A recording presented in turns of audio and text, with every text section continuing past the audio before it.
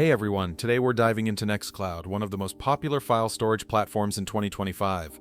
You'll learn all the pros and cons, how user-friendly it is, and whether it's worth switching to if keeping control of your data matters to you. This review is a must-watch. Let's get started. Nextcloud is a powerful file storage platform that lets you host your own private cloud. The biggest advantage is that you keep full control over your data without relying on big corporations. The website offers three pricing plans: standard at €67.89 per user per year, premium at €99.99, and ultimate at €195. There's also Nextcloud Talk for €40 per user per year.